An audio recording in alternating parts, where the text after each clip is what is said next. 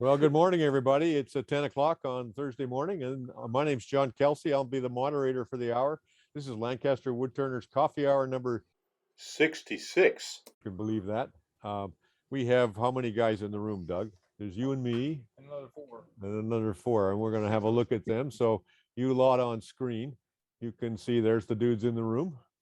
And the dudes in the room, when I get ready to go back to gallery view, you can see the dudes on the screen. So there you are. Everybody's got symmetry.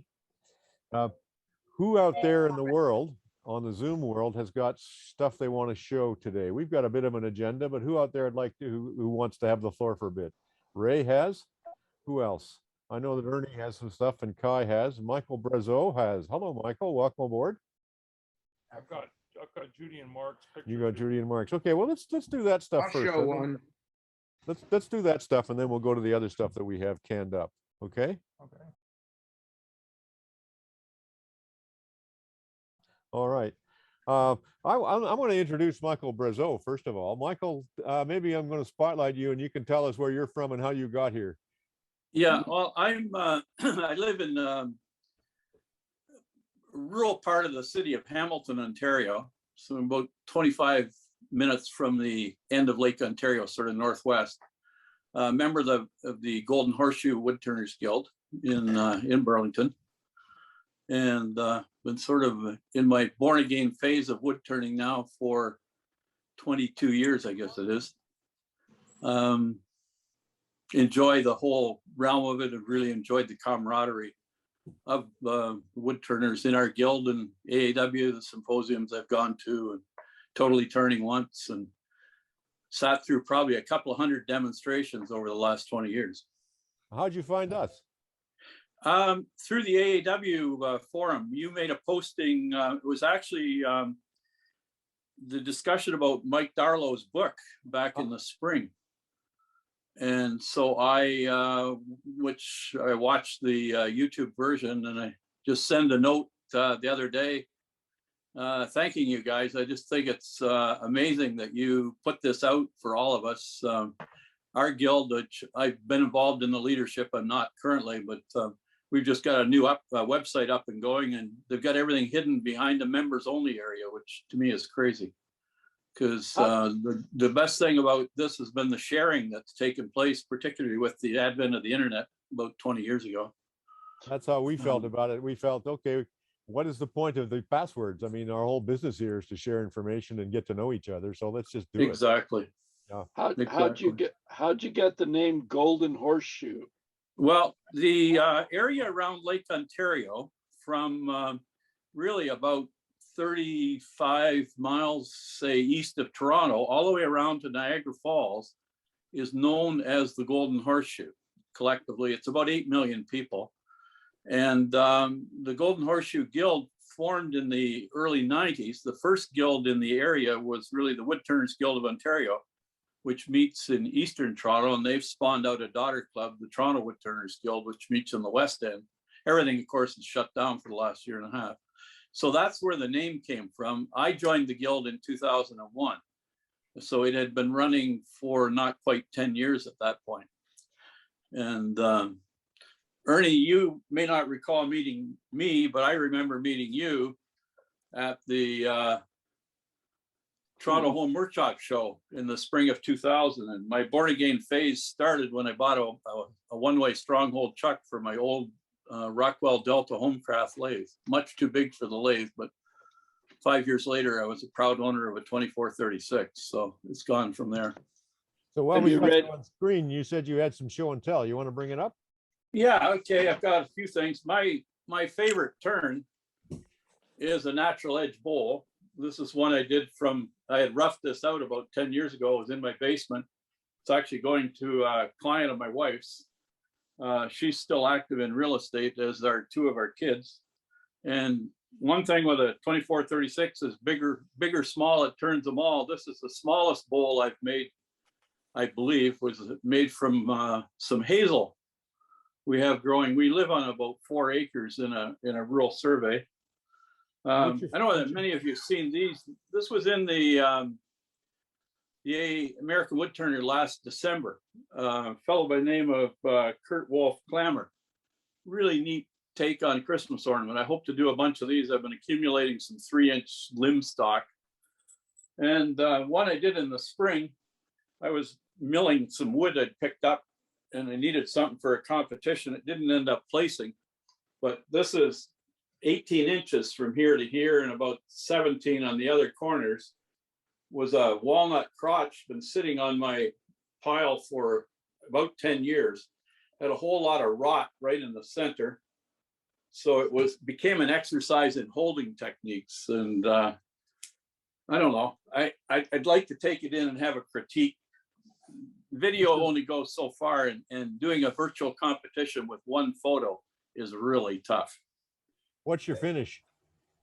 That was Danish oil, and then buffed and waxed with, I use conservator's wax because it's readily available through Lee Valley. And there is some infill of epoxy and turquoise powder, which I bought years ago from Craft Supplies USA, which is kind of my favorite when I don't do a whole lot. I'm not into acrylics. I'm kind of a round and brown guy, I guess you might categorize me. All right. Any questions for Michael? Yeah, do you want anything in from America? I'm planning on passing by Hamilton on Monday. Oh, are you? Yeah, well, Visiting yeah, Gary. you can come in. You mentioned your name is Reeser. Yeah. Yeah, I heard you. I listened to the meeting, I think with Josh Friend. Okay. When I sent the note in acknowledging, my thanks to you guys. And my sister lived next door to a Reeser years ago in Hamilton. Long time ago. Thanks. Anybody else? Any questions for Michael? Yeah, so how did you hold that? Actually, what I did, because of the rot that was in it, I took one of my cardboard discs that I used for sawing out bowls on the bandsaw and figured out where I was going to have the bowl portion. And it turned out to be about an inch smaller than I anticipated. So then I cut a piece of plywood. I have pictures on my phone. You can't share on the iPad in Zoom. I've tried and I've never made it work. So I mounted a piece of plywood on here with screws going into areas that I knew I was going to carve out, and put a faceplate on it, my 6-inch faceplate, probably the 4th time I've used it in the 17 years that I've had the lathe. Then I flipped it around and started on the back, and this was not very secure further in. So I epoxied a piece of cherry on and turned the tenon, and then I had it to flip around and work on it. So this face, I did even it off with a gouge. I did very little work on that. And so it was quite an exercise. It was a lot of work, but like I say, I'd like to have a critique of it in when people can see it. It's a beautiful piece of wood that the wood talks, Very nice. Thank you, Michael. That's a great introduction. I'm going to remove all spotlights and go back to gallery view.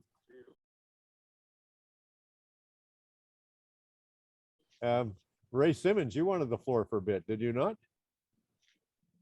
Yeah, just for a minute. This was looking at just something to show. I did this a number of years ago, and I was impressed back then with the color and the way the grain looked. It's a piece of cedar, and it wasn't very big. It was one of them, well, let's just turn something. And so every time I go back and look at that, I really appreciated the way the color followed the grain. And so left the bark on, just let it do what it would do. I really never liked this shape, but to get that color to stand out and see it sitting somewhere, I had to leave the sides, rather straight. But it was one of those things that when you cut into it, it really was surprising. So, but So how'd you finish that one? I think it's got an oil finish on it. I looked at, it's dated 2007, so it's been sitting a while. but it was one I just appreciated the shape. It's kind of like Mother Nature did her thing. So How about the Uh, bark? Did that stay on or all just come off mostly? yeah, that's still on there. There's a couple spots where it had come off, but I just, I don't, with the way that the color waves around, I was afraid to touch anything on the bark. It starts to make it look artificial. So I just let it do what it did. There's a couple spots, but it's just a little piece of something that was originally, I guess, a throwaway. So has Nice. some nice color, nice grain to it. That's beautiful color, that's for sure. And Another the Russian grain, brown guy. the way the grain, it's hard to see on the camera, but the way the grain separates here,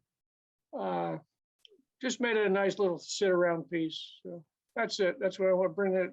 Okay. Ray, was the brown part redder when you first turned it?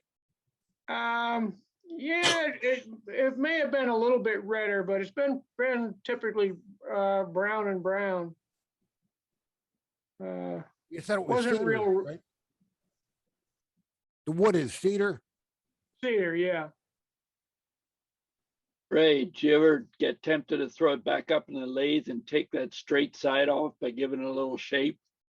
Nah, it's for the diameter of it. What happens is when you drop it down and you take that, you kind of put that, drop the color down, and that it would.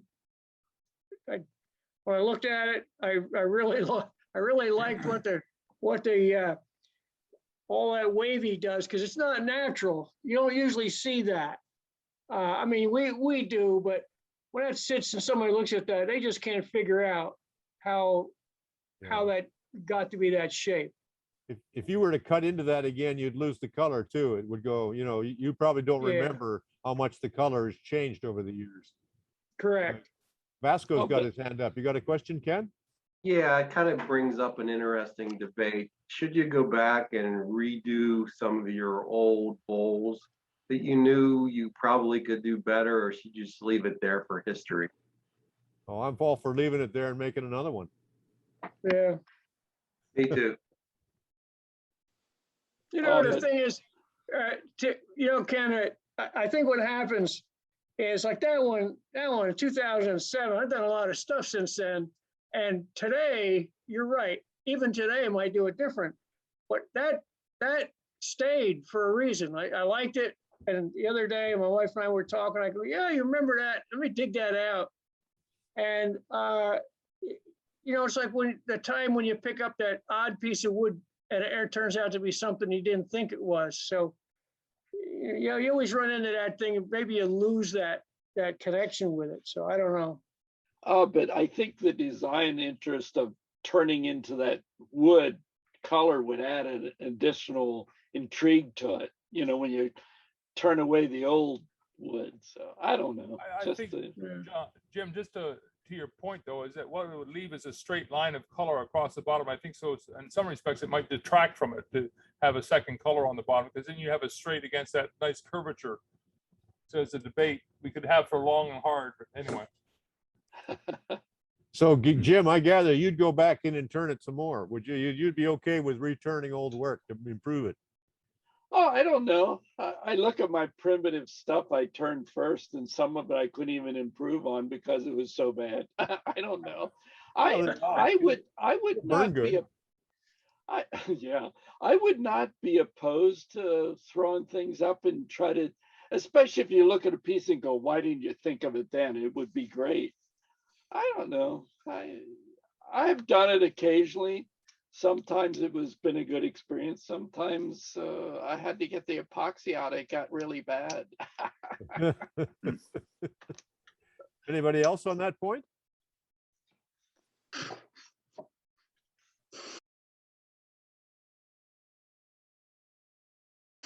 Okay, who's next out there in Screenland who wants to show some stuff? Wave your hand, or Axel, what do you got? I did this piece. It was one of my probably first pieces, the first group. It was done in 2015. Hold it up high. Hold it up beside your face. Can you see the chatoyance on that? Yeah. Yes, we That's can. a piece of maple. Okay. the bottom and top are a cherry burl. The inside is maple all the way through. Again, you can still see the chatoyance in there. I mounted the bottom, the base, by putting a tenon on there and then drilling the tenon or turning the tenon out and gluing it on. So the bowl at the box itself is all maple. These came from two different pieces of burl. The top and the bottom were two pieces of burl, and I could not find. They were different as colors night and day, and it kept bugging me, and so I laid there for the longest time. And then one day, my wife had some rooibos tea, and I moved her cup, and it spilled on the countertop, and the countertop was a real light color. And I'm saying, "Wow, that's perfect."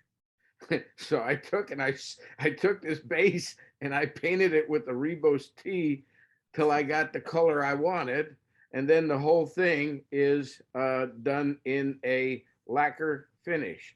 So this is one of my oldest and one of my most favorite pieces of all time that I've done. And like we were talking before, this piece makes me so happy. I would do nothing to change that. And Excellent. That's one of the more useful uses of that stick tea, I call it, from South Africa. I don't know whoever drinks that. I've tried it already because it's caffeine free, but that's one of the better uses I've ever seen for that tea. Notice I said it was my wife's tea.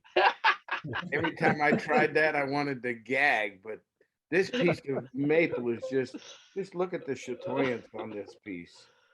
Yeah. I mean, it is just stunning. Yeah. And this piece makes me happy. When I look at it, every time I look at it, say, you haven't done anything this nice in years. And yet it was one of my first pieces. I love the idea of turning a tenon and putting a different bottom on. That's a cool idea. I didn't want to take a chance where it would move because the maple and the burl were two different. They're different. I thought they might move. So I put the tenon on this, turned the bottom, left the tenon. Then I took this piece and I just turned around in it. So it'll never come off. I can guarantee that, because the tenon, if you can see the bottom, the tenon is about this big on that thing. And so the same reverse of that on this end, it's not coming off. No. The rooibos tea will make it stick for sure. I know. Yeah. Thank you. Thank you, Axel.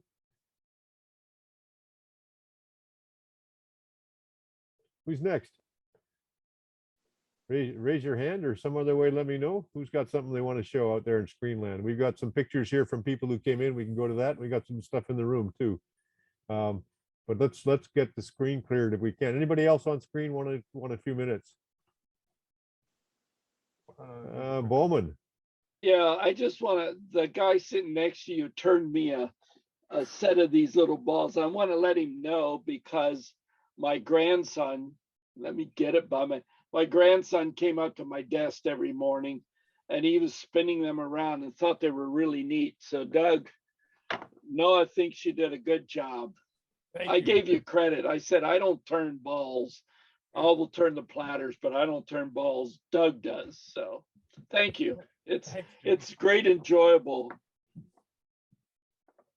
If it gets them interested in wood turning, then maybe we'll have achieved something.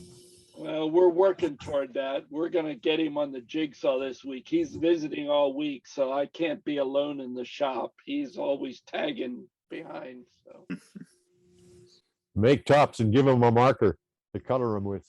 Yeah. I actually ordered a top mechanism from PSI and some yo-yo mechanisms. Now I got to learn how to use the mandrels and all that stuff. I've never turned with that stuff. So Anybody else out there on screen?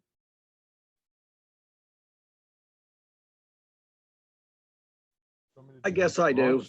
Okay, Alan Miller and Ron Sheehan next. So I'm going to spotlight you, Alan, just a second here. Okay, well, let me share my go. screen. And then we're going to go to there. And then I'm going to try to start the slideshow. You got it. You're on. Okay, so anyhow, a friend who lives in Lidditz, he had these old beat up mailboxes. He asked me to make him a mailbox station. And this was what I was supposed to be replacing and adding 2 more mailboxes to it. So, and he came up with, he was found a porch post.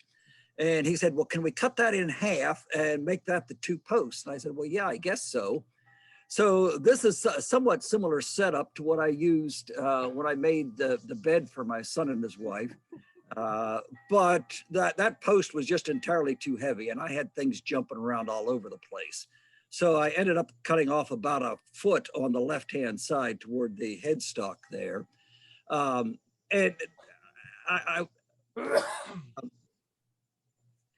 the wood, and I'm sure, I suspect somebody on here knows, but for porch post, this was kind of a gray yellow wood, yellowish gray.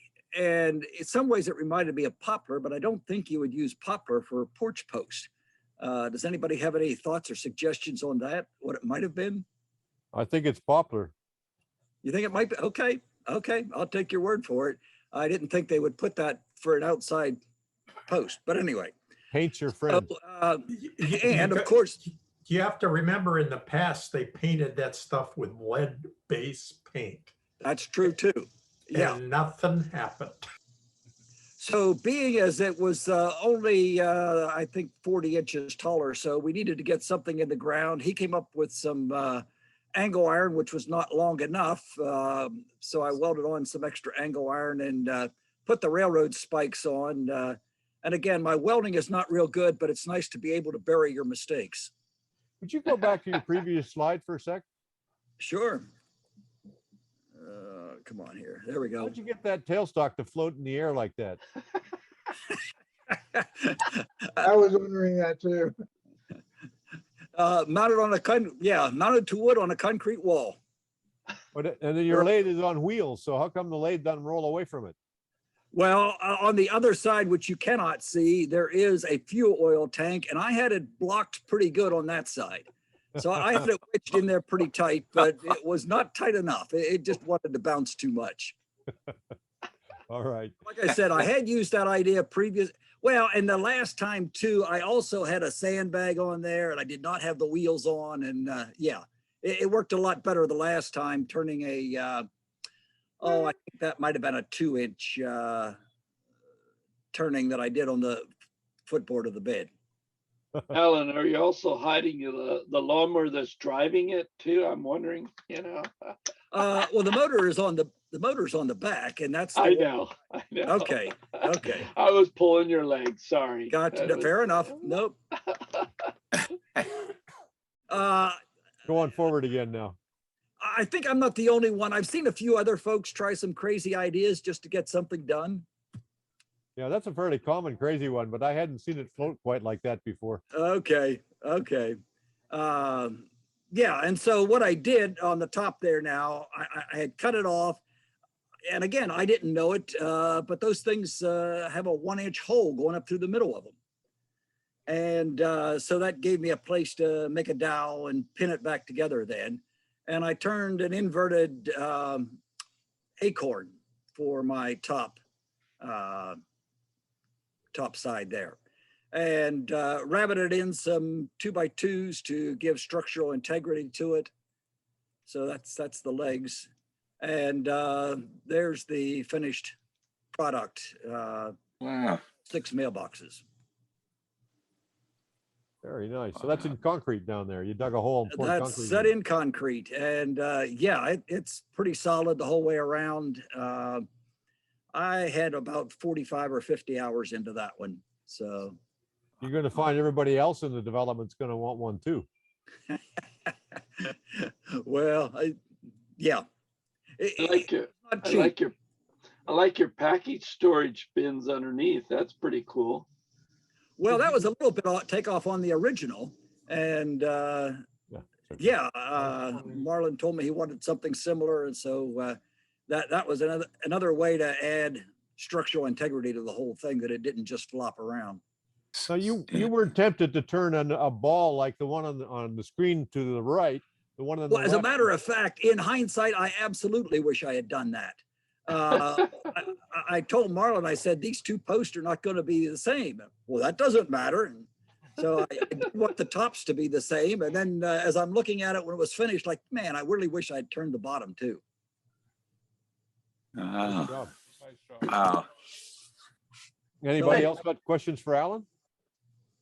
Hey, I have a general question. I'm rebuilding in our community. I'm supposed to be rebuilding a Purple Martin house, and it's buried in concrete, or the original was, and it rotted out. And somebody said you should not bury wood posts in concrete.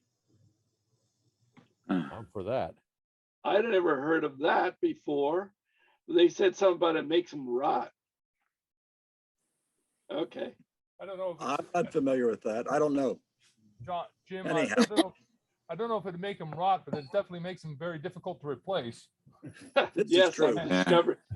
discovering that. I'm And discovering you have to that. make sure if you do that, that the water doesn't sit at the base of the wood. You need to make sure it's got a proper thing around the outside. I think Yeah, that's- otherwise the water gets down in there and has nowhere to go. You've got to slope the concrete away from the post. Yes. Yes. But you're right. It's got to be sealed around the top edge, or if that moisture gets down, you're done. Yeah. Yep. All right, thank you, Alan.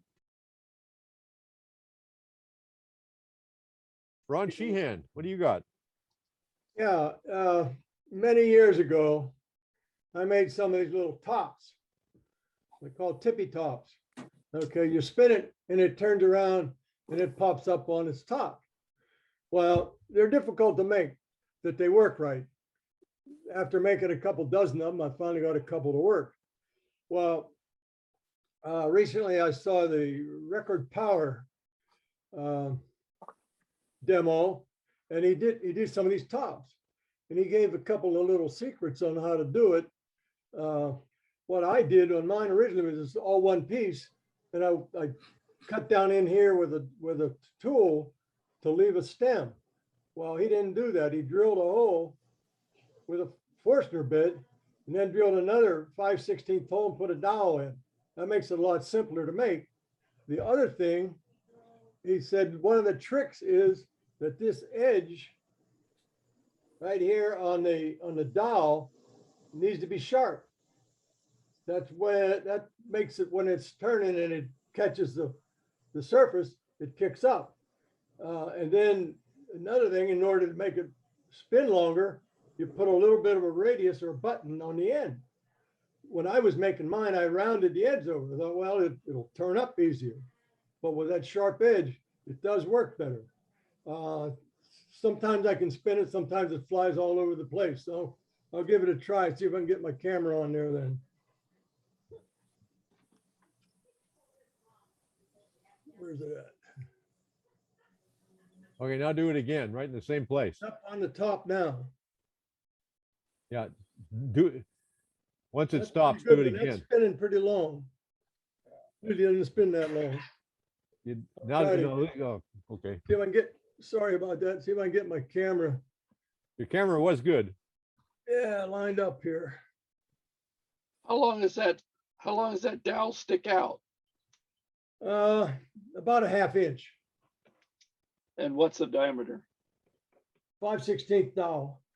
So the overall is about 1.5 inches. Oh, cool. Very cool. That's cool. So yeah, it worked pretty well when you get them going. But they're difficult to make. I made, even on this design, I've made a 1/2 dozen that don't come up. I made a 1/2 dozen that never got one to work. There's one here. Here's another one. That's the dowel is much shorter. Does it work better? No. I cannot get it to come up. It just spins. So yeah, it's tricky to get one that's gonna work for you. I have I used to have a 25-cent green and white plastic one that worked every time. I think the dowel has to be longer to offset the weight and make it flip. Something like that. Yeah. Yeah, but you get it too long. There's a very narrow range of distance that they work at. So when you make them Tried the bigger next ones. time, start with a long dowel, keep cutting it down, just keep pushing it a hole. When you find the right one, then put super glue in there. Yeah. Anyway, The- that was on that record power demo that I saw one day. Yeah, the inspiration for that was by Eugene Schlack, who's retired. He was a turner and lives in Niagara Falls. He's retired now. It's buried on the AEW site, and Theo did circulate the dimensions in that for that demo. So Could you dig that out and Eugene, get it? Could you dig out a link and get it to me, and I'll put it in the follow-up chat? yeah, I'll send it to you, John. Okay. Eugene used to buy the balls, and there's a company here in Ontario that markets a whole bunch of small turn stuff. But Theo did turn it, and there is a sheet. I've got it. Yeah. I'll send it to you. He had pretty detailed dimensions. I've got a copy of it too. I don't know if I have the online version. If Michael sends me the link, I'll get it up. I'll get it to Yeah, the audience. okay. Yeah. Doug, I'm getting an idea. Doug, I'm getting an idea here. Yeah. All right. I could drill a hole in this and make a top out of it. Exactly. I've already been thinking about it, John. Jim, that's the first thing I thought of as soon as you said you started with a ball.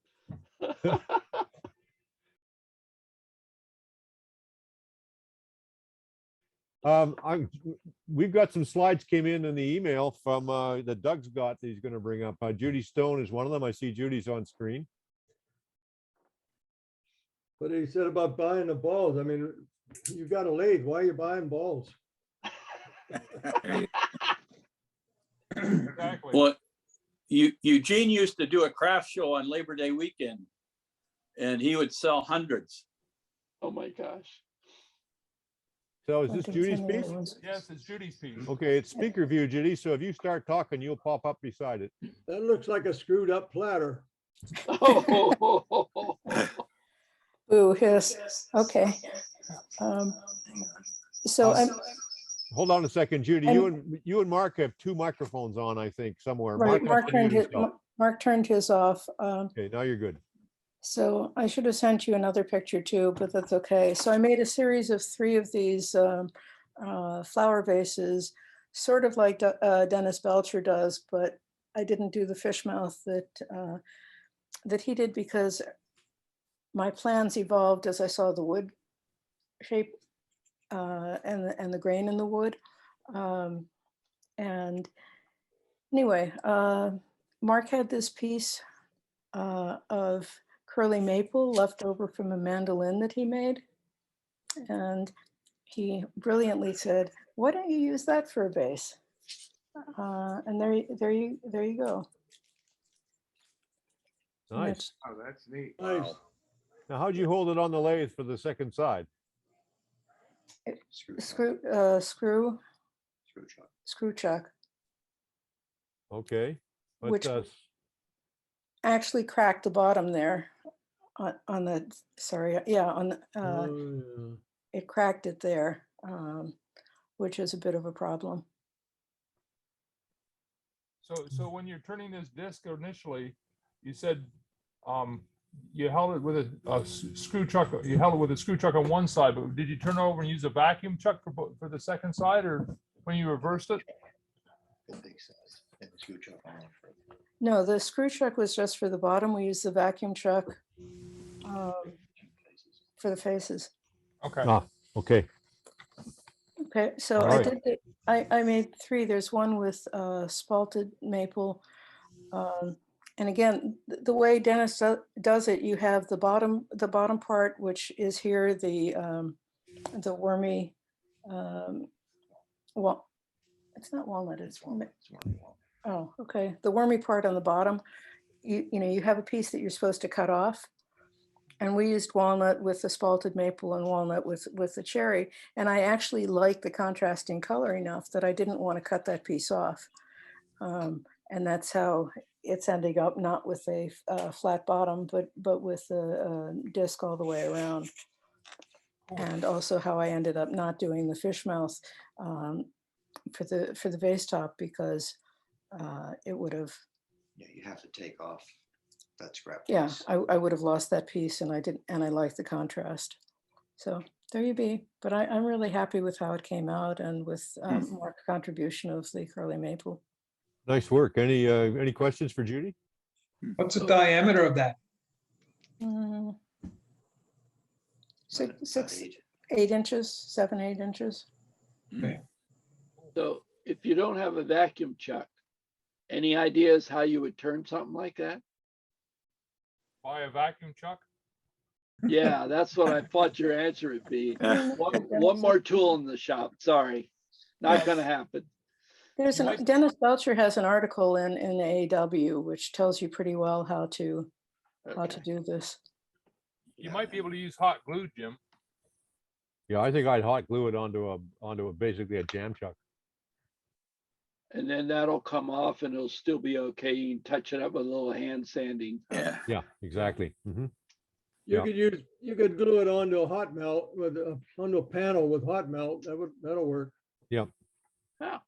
Or what I use rather than hot melt a lot of times is double-sided tape. It's Yeah, I pretty use that too. aggressive. It'll grip pretty well. Yeah, that'll work too. Vasco, you had your hand up? Yeah, I just think it's a gorgeous piece, first off. Second off, when did the crack occur when you were screwing it all together when you were assembling it? Yes. No. No. When we put it on a screw chuck is when the crack occurred. And we glued it back together as best we could. And also, we couldn't find a solid brass piece for the post, but I'll look for that in the future. Yeah. But Okay. Here's Nice work, Judy. Okay, Mark wants to say something.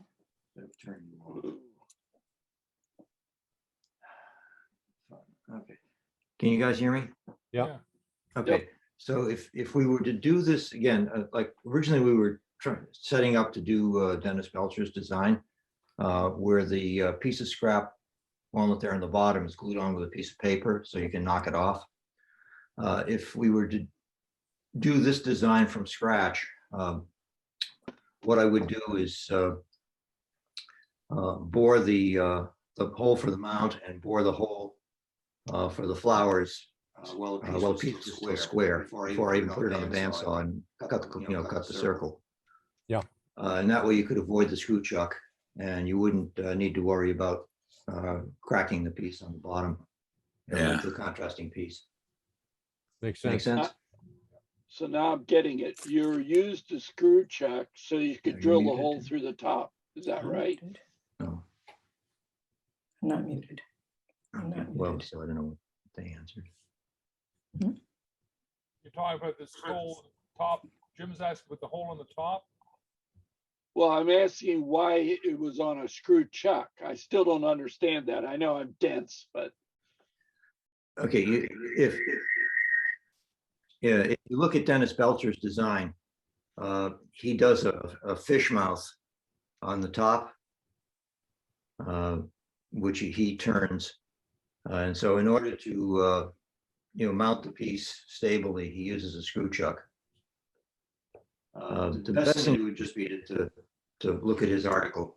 Yeah, we'll put that out, the link to that out. in the. We'll put the link out to that in the chat as well. Or in the follow-up.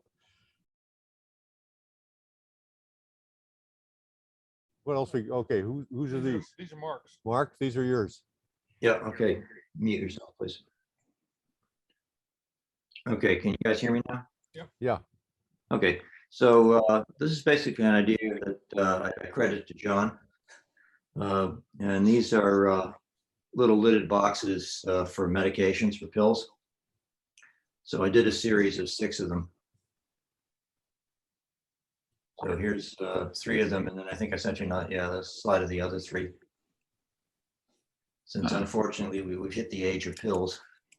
Now, where are These those are have just you put all from Cherry that came from our Maryland property.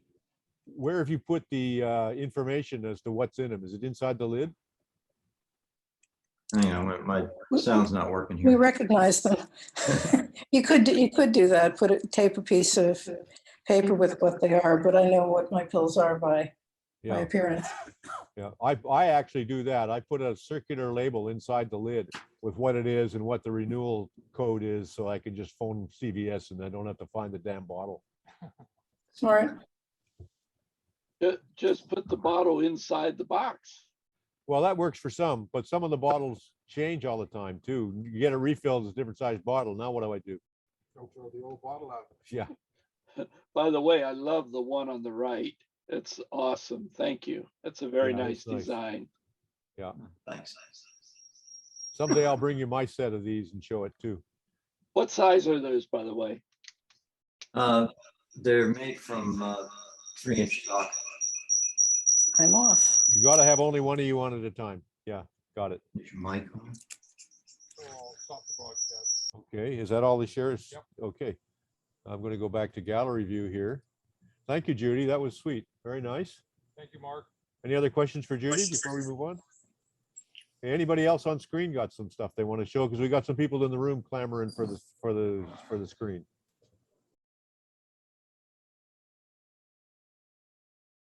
Okay, let's go to you, Lloyd. Yeah, you go stand up there and hold your pieces and look at the at Doug. Look at the guys in the room. No, don't look at the screen. Look at the guys in the room. Hi. And I'll get you up. Where is he anyhow, Doug? Oh yeah, I know what to do. Just give me a second here. Now you're going to be spotlight for everybody. There you go. Now you can zoom in on him, Doug. Morning to everybody. If you've been following anything I've been making, you're aware that I end up making things out of scraps, and these pieces of scrap keep ending up on my workbench from other people in the wood shop. So this ended up a couple days ago, and I had a piece of cherry, and I didn't know what to do with it. There were two different pieces, so I glued cherry together, and I glued a couple pieces of finger jointed poplar together, and this is the resulting little bowl. Nice little piece. Thank you. And before I got into turning, I was into making cutting boards, and I was into 3D cutting boards. So I thought, well, I wonder what happens if I glue up a 3D cutting board and glue it together and turn it. So this is the resulting effort. I don't like the interior because the poplar the end grain gets really funky when you try to work with it. And I don't care for the inside of it, but it gives a nice pattern on the outside. It gives a 3D effect. There's oak and cherry and walnut and maple in that bowl. So that's my attempt at 3D bowls. If I could just make a comment on this bowl. I'm not sure if I can see it in here or not. I suggest you take a look at some of Malcolm Tibbetts' work on turning, on segmented turning, if you have a chance, because he's done a lot of patterns, and this makes it fantastic. And he's done exactly what you're talking about, starting off effectively with a cutting board pattern, and then gluing them all different ways together to come up with the patterns on it. You might find some of them really intriguing to.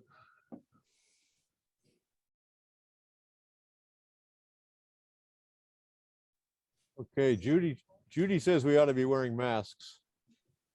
So I hate to put a damper on things, but Delta is going up astronomically and is infecting people who have been vaccinated. And I just would strongly urge you, if you're going to meet in person, to wear masks. Yeah, also the people who, one of the things that's concerning is that while the vaccines keep you from dying for the most part and from hospitalization, they don't keep you from getting long COVID. So end of PSA. okay, Thank well, you. I got my Thank you, mask Judy. on. I bet you can. I got a mic right here. Can you not hear what I'm saying? We can hear we're you. good. We're good. Well, you probably don't need to see my mouth. This is am I doing okay? Yeah. I didn't hear what they said. This is number 21 of a set of 20 I made for somebody who came along to the club and wanted these for their veranda. They had the old ones were all there, but one panel was all kicked out. So I took the gig and I priced it and I gave him what I thought was a good price. And then afterward, I talked to Ernie about it because he was interested in the gig too. And he said I priced it too low. So before I tell you what I priced it, I wanted to see what you guys, especially you guys who've done a lot of this, how would you price work like this? It's 22 inches long and it's 12-quarter poplar, 3-inch poplar. And I found, I'll give you the starting place. The material, including taxes and having groff and groff surface at 4 sides, which saved me a lot of planing work, was $15 a blank. I bought enough material for 24 blanks and I made 21. This is number 21. The client took 20. This one has a chip out of it. I figured I'd lose 1 and maybe 2. So how would you price this? Wow. 20 minutes. But then it takes an hour and a half or an hour, 40 minutes each way to go down a groff and groff for the lumber. And then I got to figure out with my chop saw how to cut the bird's mouth here. And I had to meet with the client twice. And, you know, there's a bunch of buggering around. Oh, yeah. 5 to 100. Would you think so? Based on what? The amount of material and the amount of time. And your Okay. skill. Ernie, you want to chime in on this? Sure. I take those jobs frequently, and I would have priced that out about 50, 60 bucks probably. I would have bought the blank for a similar price to your. I would have bandsawed the bird mouth by just laying it out and bandsawed it. And I price my turning rate because of my shop overhead, which is fairly steep, at 80 bucks an hour. So I would have turned about 3 of those an hour. Well, that's what I did. I turned about 3 an hour. Anybody else before I tell you what I priced them at? So you're saying your shop rate's at $80 an hour, but you turn 3, so that would be about. So you take your shop rate and then double that, is what you're saying, Ernie? Can you repeat that, John? We're not hearing you online. I am. Sorry, Ernie, you said your shop rate's about $80 an hour. And Correct. you charge $60 each for this. And Yeah. then, so that would, I mean, your shop rate would be coming out to about $25 per piece. So you take your shop rate and double it. Is that what you did? Yeah. Approximately? Well, I count my shop rate from the time I start till the time I've cleaned up. So you'd be paying for me to set the job up. You've got an hour in figuring out how to chuck a job like that, how to get it in your lathe. You got an hour cleanup and traveling around, everything that John outlined. So, Well, I had my apprentice do the cleaning up, so I figure that's a gift to the client. But I agree. I made a full-size drawing. I took hers, the original, and drew the rectangle and laid it on it. And what I want to know, first of all, in laying out a thing like this is where are the fillets? And what their diameters are. Usually you'll find that there's a major diameter and a minor diameter and then a deep diameter on these kind of things. So the key thing for me in turning these is to locate the fillets. So the first thing I do on the lathe is I mark these 2 points and cut into those with a skew chisel. And then I make the cylinder. And then I get my story stick back out. I make a story stick from my drawing. And I locate fillet, fillet, fillet, fillet, fillet, fillet, and fillet here, this point here. And then I park to those places. And then I come back with a small, very sharp spindle gouge, and I make there, I make the bead, I make that, I make this, I make this bead, I make the cove, I make these, I go from one end to the other and make the features. Then I go in with I make some clearance over here while I'm at it. I turn right down to, I also make a fillet right down to here with the parting tool.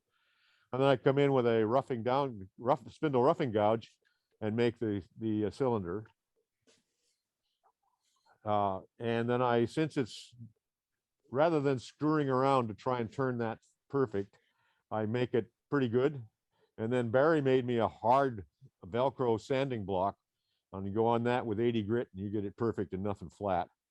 But I got to walk across the floor and turn the dust machine on at that point. I haven't had the dust being collected up to then. So yeah, I got about 20 minutes in it.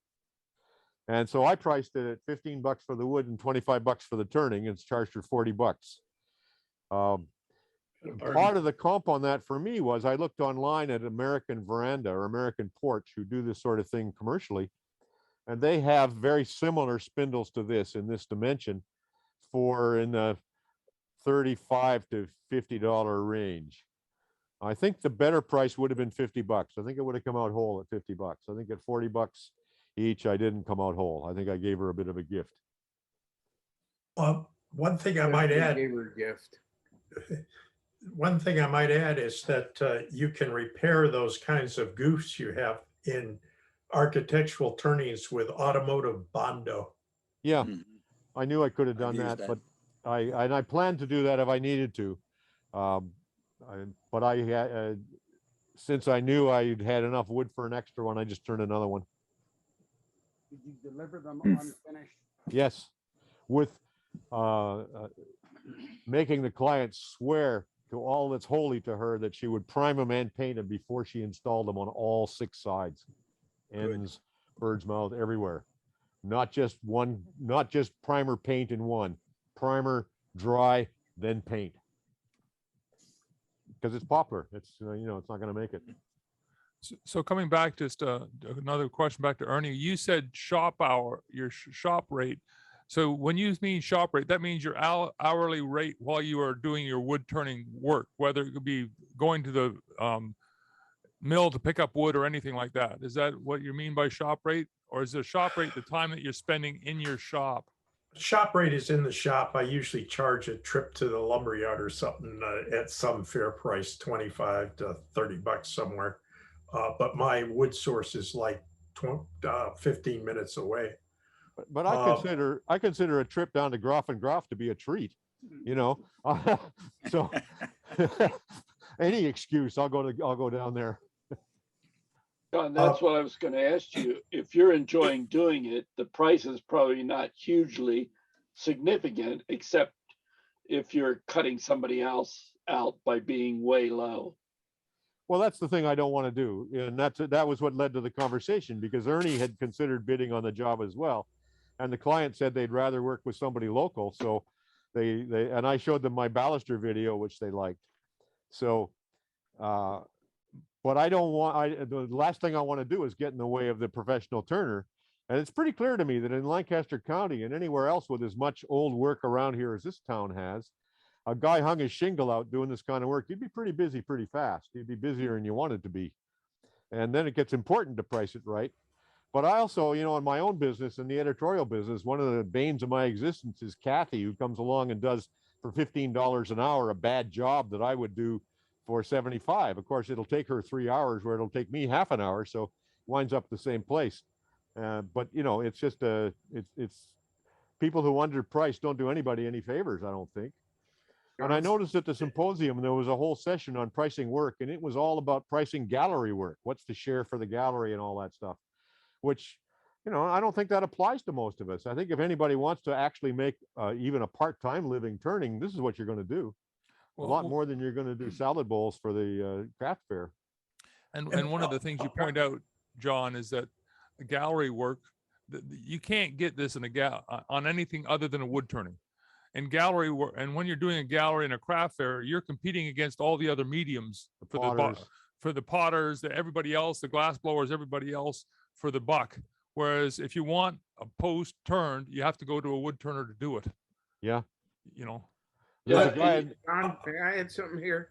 You had said something that kind of really irked me a little bit. You said you looked it up and there was somebody making similar ones to this, okay, commercially. Well, if that person's wanted something specific, they got something specific made for them. if they were willing to take anything else, you should have just bought them from the other company and resold them at a profit. But you made something custom, okay? It's not, you know, I love it when people come to me and I'm with some of the Turners, we go to the show, and the lady said, well, geez, I found something like this at the dollar store for X amount of dollars, you know? And you know what I always tell them? You ought to hurry up over there and get 4 or 5 of them for the price of ours. Yeah, You know, I agree with you you're completely. making something specific, and we need to take pride in our workmanship. I go 100% with Ernie. You know, when I just looked at that, the price that came to my head was $50 to $65, and I the agree. person is getting something specific to what they want, not a piece of production work. I agree with you, Axel. I underpriced it. I should have priced it more like 50 or 55. And not give a damn if the client goes away, because I don't give a damn, to tell you the truth. I'm not You in the didn't business. need that work. It No, I don't wasn't need the part of work. your livelihood. Yeah, And no, it's just fun for me. And to Axel's point, very often the person doing this is trying to match a bunch of spindles to existing work. And they're going to pay a premium for that. It's going to match. And secondly, if they go out and replace it with, you know, mediocre spindles, they'll spend as much or more because they got to replace all the spindles. Yeah. And the antique dealer that comes in with a Windsor chair that's worth $2,000 or $3,000, but it's got a busted spindle in it somewhere. You fix it for him, and he doesn't care about paying $100 to $150 to do that. He's going to make his money. Now, there's a shop up in Ephrata that does this for a living, and they'll do like commercial quantities of hundreds of them. And they've got a copy lathe and they got a CNC and all that. I haven't visited them. I just read their website. Does anybody on our local guys, do any of you know those guys? Roy? Yeah. What's it like up there? Oh, the guy's great. You know, I had someone from up in New York State wanted some made for balusters, and I was going to do it myself, and I went there. Can't hear them. Talking stick. Talking Yeah, stick. give him a talking stick, please. Yeah. You know, this particular couple got a hold of me, and they wanted to replace all their balusters for their front porch.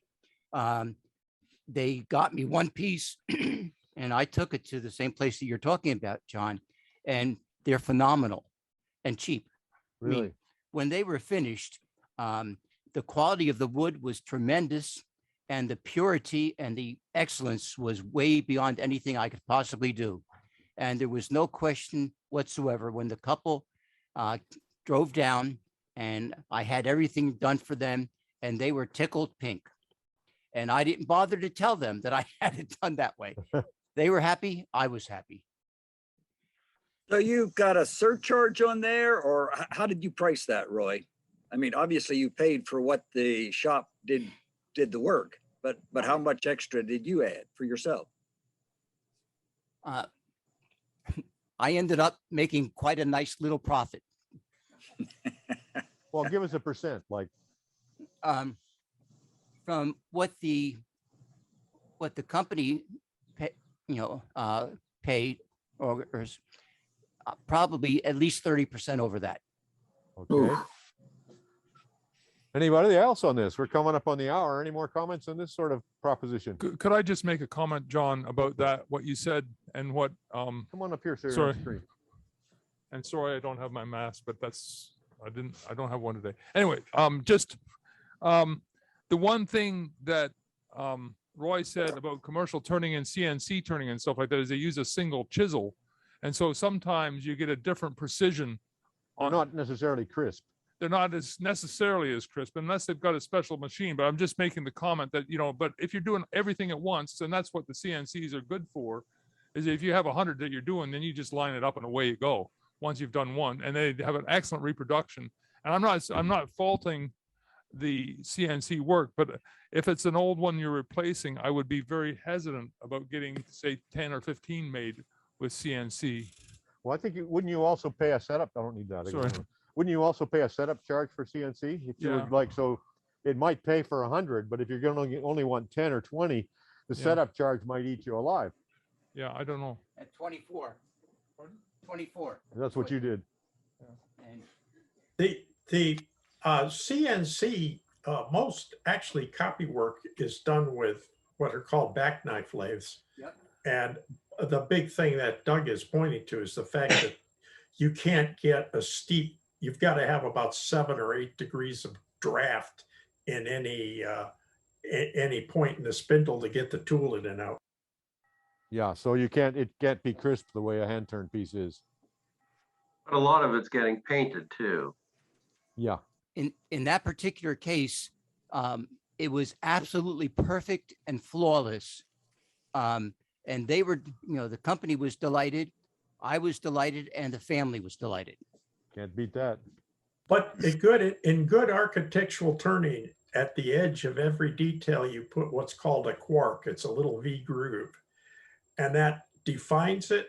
And it also gives paint a place to flow and not fillet the details. Uh-huh. Now I'm not quite sure what a quirk is, but I think it would be a little groove right down in there, wouldn't it? It's at the edge of every bead, etc. And you can do it with the toe of a skew, but Yeah. once they paint it, it makes a hell of a difference in the look. I didn't understand that. That's a good point. Very interesting conversation. And on that note, kids, we come to the end of the hour.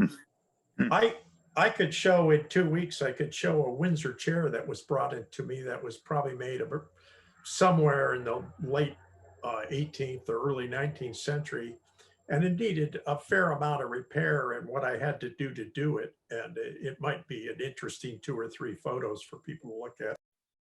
Bring it in. We'd love to see it, Ernie. And Ernie, can I just ask you, and you do that to maybe have a quick demo on what you mean by this quirk thing that you're talking about, just how you put it in?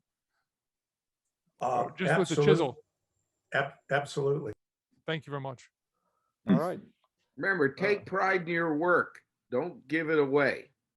You're absolutely right, Axel. I priced it too low, and I really appreciate this discussion. Very helpful to me for the perspective too. And I'm glad I'm not trying to make a living at this, although I can see that around here you certainly could. And on that note, guys, we're going to close the hour. Thank you all. See you all next week. Yep. See you guys. 2 weeks from now, we'll be back. Yeah. Okay. Thank you, everybody. Thanks, guys. That was wonderful. So long. Thanks all. That was fun. Yep.